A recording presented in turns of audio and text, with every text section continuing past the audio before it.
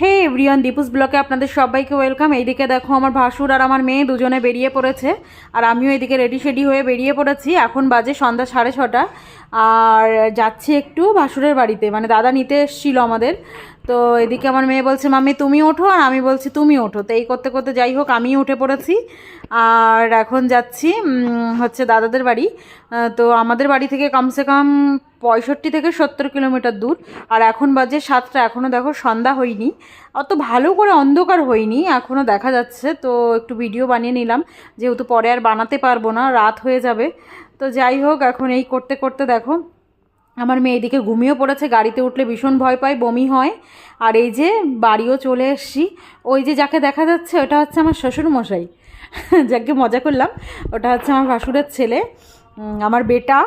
তো গেট খুলে দিল, এখন বাড়িও পৌঁছে গেছি, এখন শুধু নামার অপেক্ষা। এদিকে আমার মেয়ে ঘুমিয়ে গেছে, ওকেই ডাকছিলাম বাবু ওঠ বাবু ওঠ, পৌঁছে গেছি। তো যাই হোক এখন দেখো ঘরে চলে যাচ্ছি। আর এদিকে আমার ভাসুরের মেয়ে, আমার আর এক বেটা, সে একটু ভিডিও করে দিচ্ছিল। আর এই যে ঘরে ঢুকেও পড়েছে। আর এইদিকে ওই যে টুইন ওয়ান বেবি আমার, ওই একটা ভাইয়ের, তো সেই মেয়েটা জেগে আছে, ওকে একটু কোলে নিচ্ছিলাম, ছেলেটা ঘুমিয়েছে। এইদিকে আমার যা রান্না করছে, আর এই যে ভাই বউ বাসন ধুচ্ছে। তো একটু কথা বলে দিচ্ছিলাম কেমন কি আছে কি না আছে সেই বৃত্তান্ত, এইসব কথাই আর কি হচ্ছিল। তো যাই হোক, আর এই যে সেই দেখো মেয়েটা, মানে টুইন ওয়ান বেবির মেয়ে বাচ্চাটা, মানে দুষ্টু পাকা বুড়ি একটা, দেখো ওকে রেখে চলে যাচ্ছিলাম, তো একটু কান্না করছিল। আমি বলছিলাম বাবু টাটা, চলে যাচ্ছি চলে যাচ্ছি, যখনই আমি বলছি কেমন করে তাকিয়ে আছে, দেখো ভাবছে সত্যিই মনে ওকে রেখে চলে যাচ্ছি। তো এখন একটু হাসাচ্ছিলাম। আর এইদিকে এই যে আমার ভাসুরের মেয়ে, সে তো মুখ দেখাবে না, বলছে এখন আমি মেকআপ করে নেই। তো আর এই যে দুষ্টু বুড়ি দেখো কোলে ওঠার জন্য কি করছে। আর আরাধ্যা বলছে মাম্মি তুমি চলে যাও, দেখি বুনু কি করে।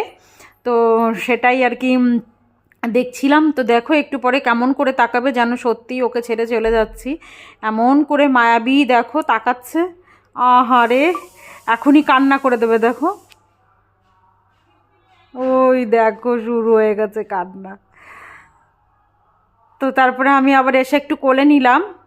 এটা হচ্ছে পরের দিনের সকাল, আমরা একটু বেরোবো তাই একটু গুছিয়ে নিচ্ছিলাম। আর এই যে সেই ছেলে বাচ্চাটা টুইন ওয়ানের, ও একটু খেলছিল ওইদিকে।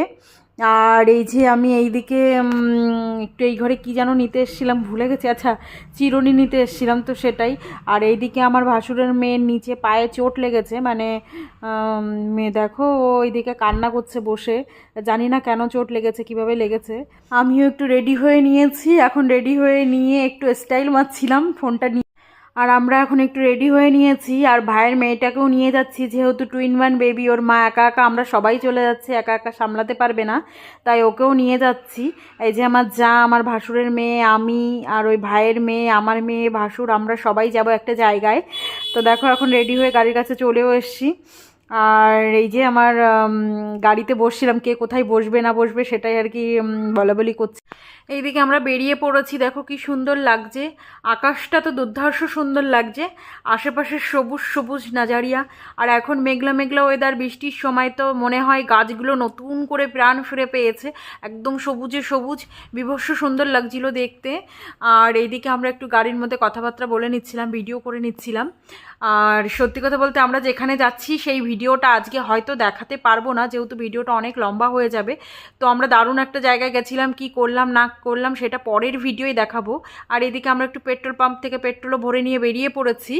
আর এই যে সামনে একটা দেখা যাচ্ছে পাহাড়, বিভৎস সুন্দর লাগছে যাকে বলে হয়। আর আমাদের এইখানে আশেপাশে শুধু জঙ্গল আর পাহাড় পাবে, আর কিছুই পাবে না, দেখার মতন হয়তো সেরকম কিছু নেই, কিন্তু পাহাড় আর জঙ্গল বিভৎস সুন্দর সুন্দর পাবে। তো যাই হোক, আমরা কোথায় গেলাম, কি করলাম না করলাম সেটা নেক্সট ভিডিওয়ে দেখাবো।